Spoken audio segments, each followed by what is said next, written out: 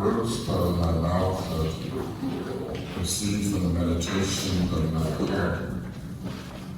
I am favored, the heart of the universe, and in the heart of those gathered here. Amen.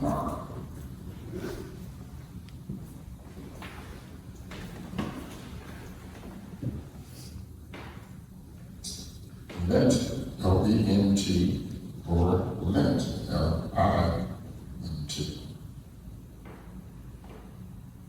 I love the disciple prayer, which, if you receive our printed copy, is at the beginning. And listening to it is a little different, but has elements of what we call the Lord's Prayer. First of all, it begins with Mother of all. Mother of us all, who dwells within and beyond. Sacred is your name. May your holy vision for collective flourishing come to fruition among us. May your dreams of justice, love, compassion, and connection be enfleshed on earth. Provide us today with what we need to be nourished in body, soul, and heart. Forgive us for the harm we cause, as we seek to forgive those who have harmed us. Lead us away from everything that destroys and liberate us from the hands of evil. For you are the ultimate source of hope. Your power extends over all creation and over all power over. Your presence incites eternal wonder.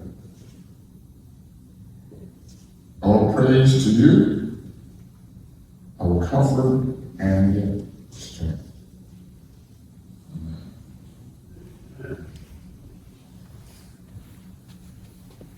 For many in the Christian tradition, this is the season of Lent. It was not something that I celebrated as a child. A lot of Baptists did not. This was for the pious, the children denomination. This was pilgrims, the Lutherans, so the Catholics. It has always been something that intrigued me. When I first started seeing people with the ashes on the foreheads, it intrigued me about what this was all about, and learned it was Lent, a time when many people give up something to purify themselves, to become closer to what they call God in their life, to imitate Jesus and the wilderness experience. The word Lent actually comes from an Old English word which means the season of spring. Lent and spring. But you'll find that many of the holidays actually are connected to nature, what is happening in nature. Spring follows from winter, the deadness of winter.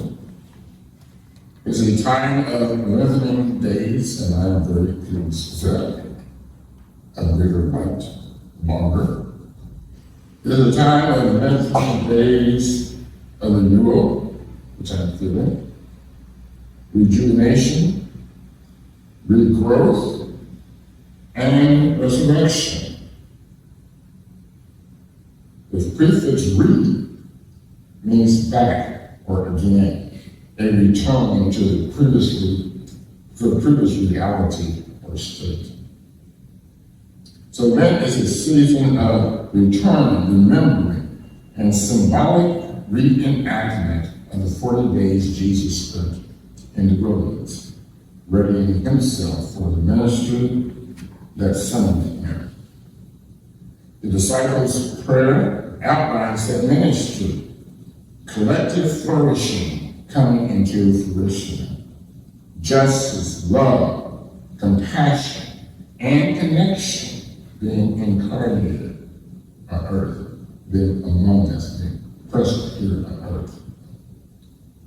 Visible and real, nourishment adequate to sustain the whole being, body, soul, and heart.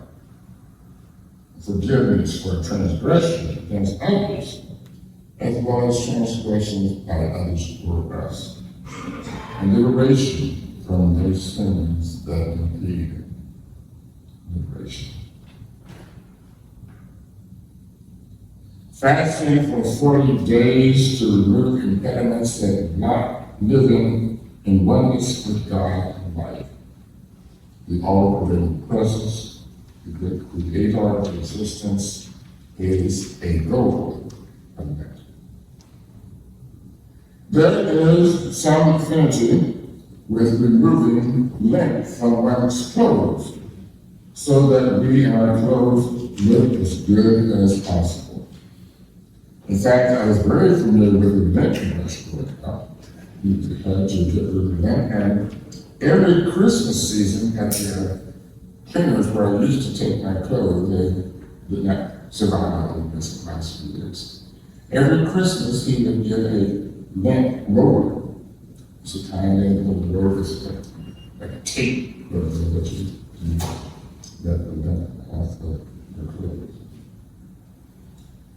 But Lent, has no brush or washing machine filter.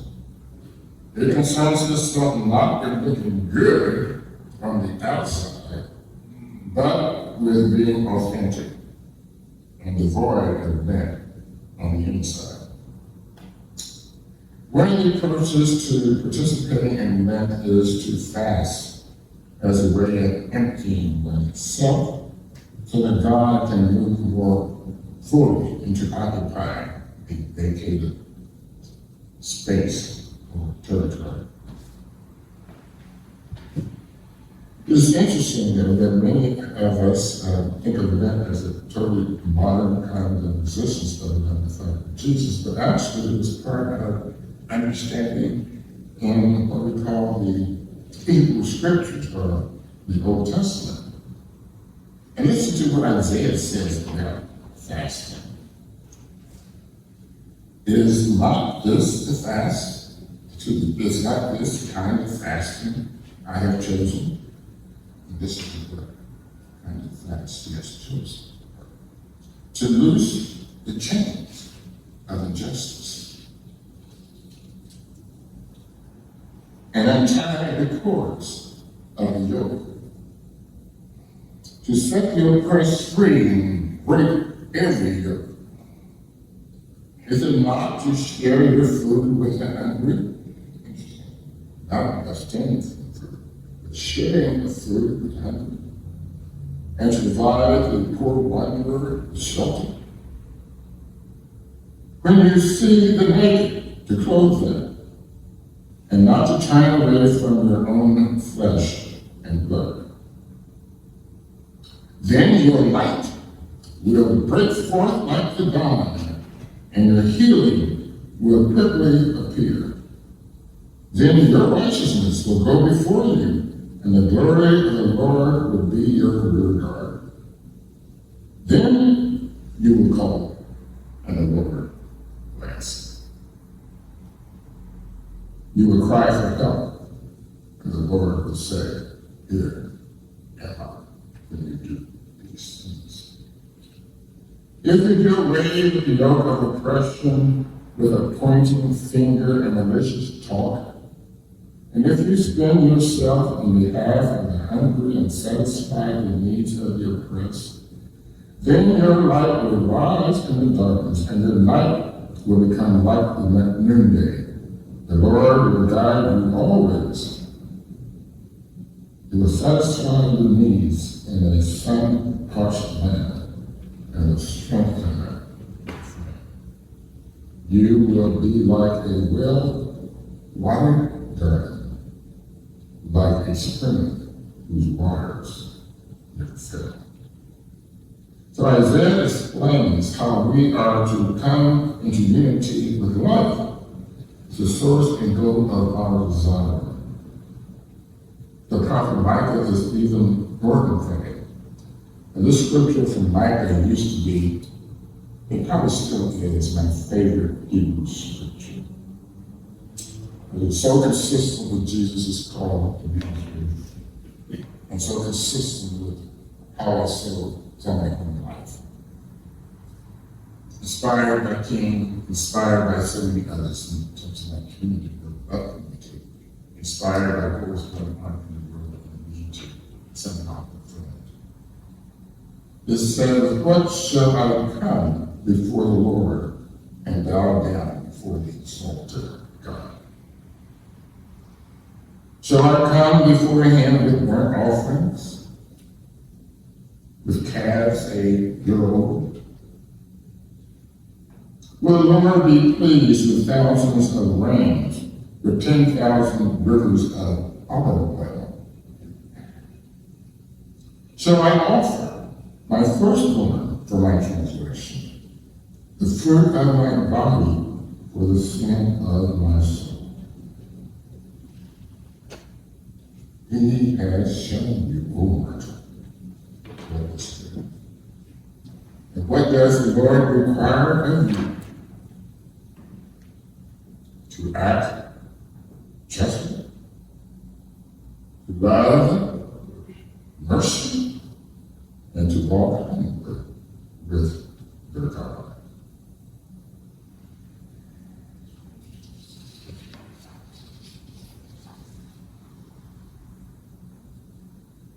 Lent may be a time to give up something.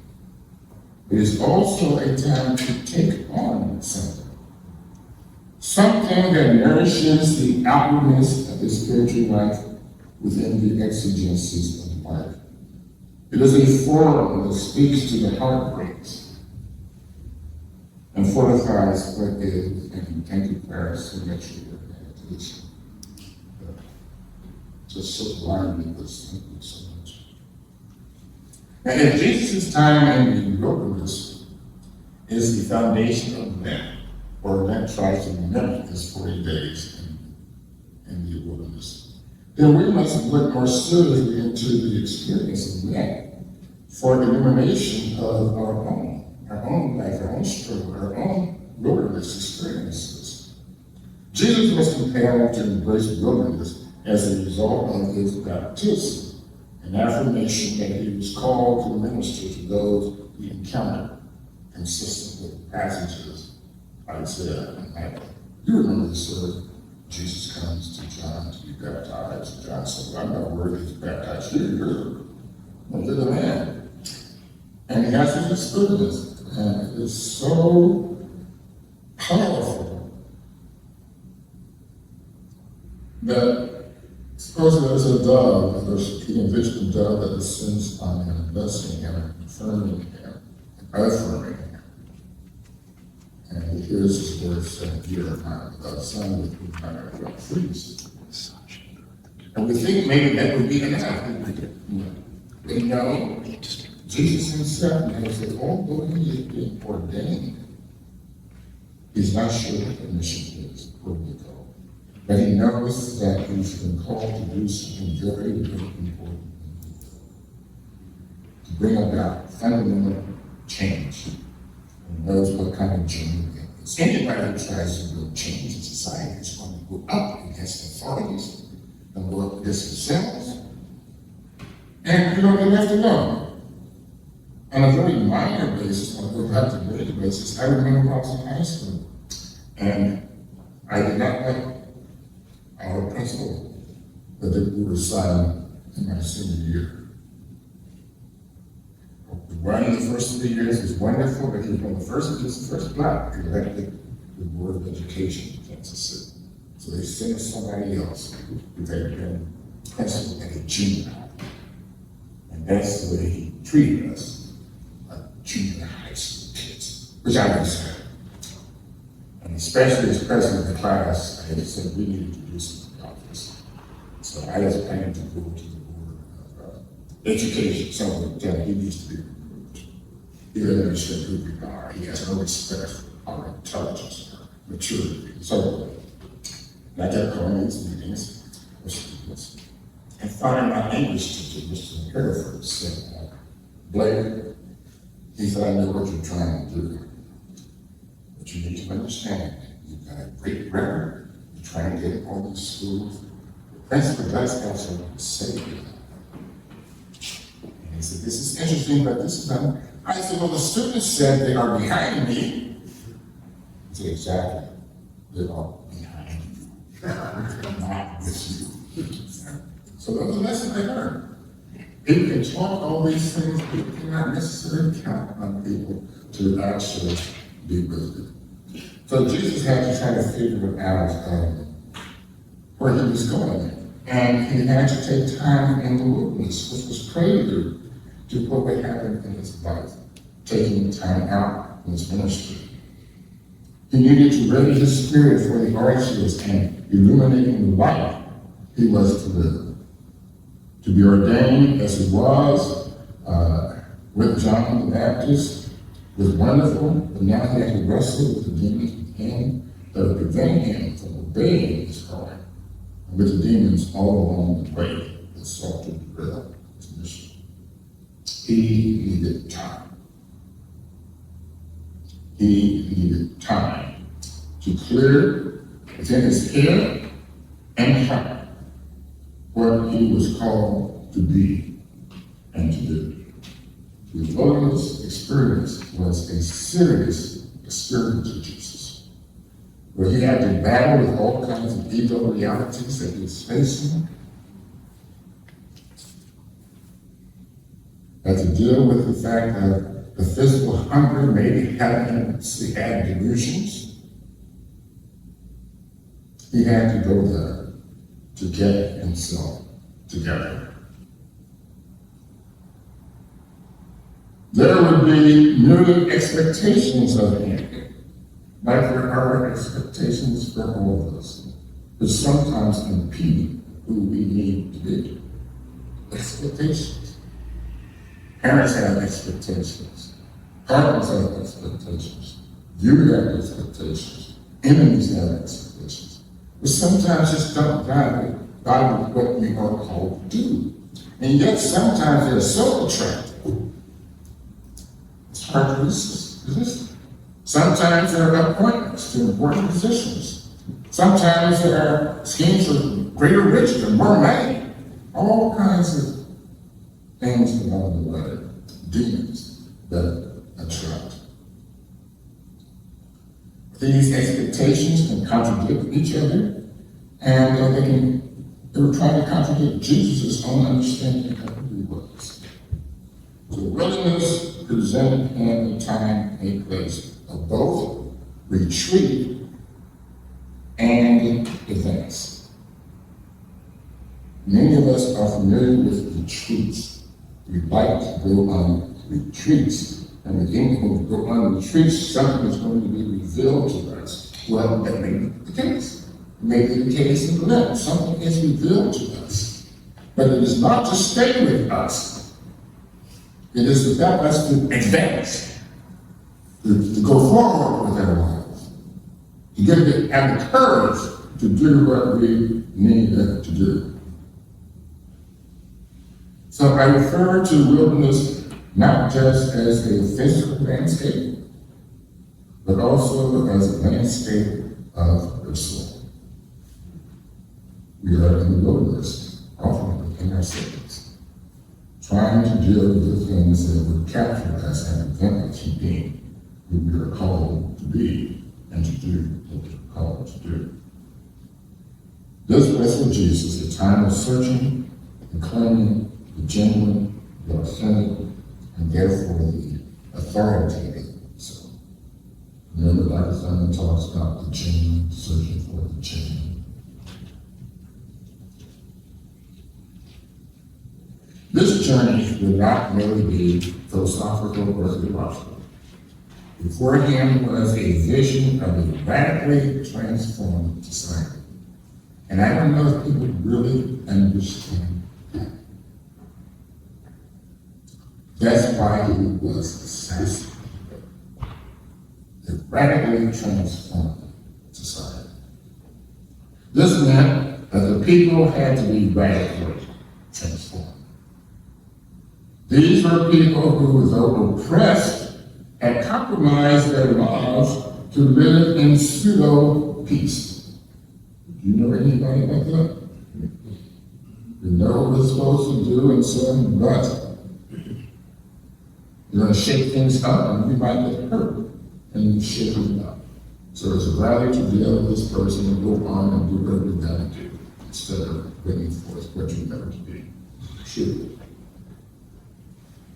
They were looking at the flesh pots of Egypt, and they were saying, maybe things were not so bad in slavery or the compromised state of living.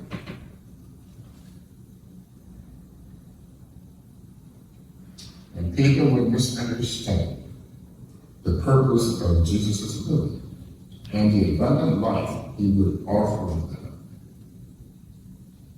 It was tantamount that he needed to understand who he was, have himself together, to deal with all the contradictions, to deal with all the expectations.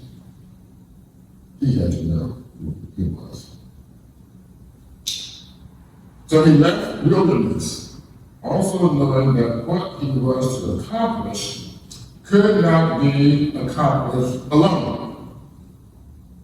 Community was required to establish new community. Wilderness prepared him for barrenness and stone in places where there could be no growth. Remember the scripture where it says, if you enter into the town and people don't accept you, shake off the dust from your feet and move on.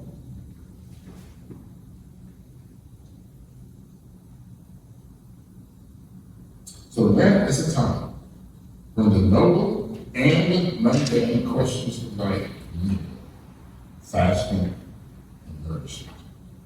That is not complete when the 40 days have elapsed. Growth, renewal, regeneration, regrowth, resurrection are partners in moving from wilderness into the society that needs to be born, which is beckoning you to be part of that new reality. Jesus was upfront with his followers, potential followers, his companions, declaring that the companionship or sojourn could cost them dearly. There would be times when the Son of God would have no place to lay his weary head when he was weary, exhausted, in need of rest, and neither would they find places where they could rest and deal with their anxieties and weariness. The experience would seem like a cross weighing on the bodies, their souls, their lives. Dietrich Bonhoeffer stated that when Christ calls a person, he bids him come and die. This is rough, I know. And it's not to say that we're all going to die when we try to do what is right in the world. That doesn't happen all the time. It's just saying that is a possibility that we need to be aware of. It's what happened to Malcolm. It's what happened to Martin. It's what happened to Medgar. It's what happened to Robert Kennedy. It is a possibility. But that should not deter you. Have the wilderness experience where you deal with these demons, so that they will not deter anybody from doing what they are called to do. The Lent reminds us that Jesus confronted serious temptations in the wilderness. Yet he came forth with great resolve to live so abundantly that he radically altered the landscape of time.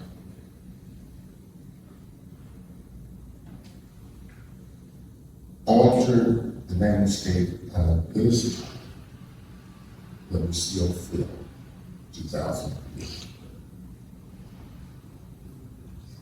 Lent is us to step in the light of that light and see what the end shall be for us, knowing that the God of life will always be with us.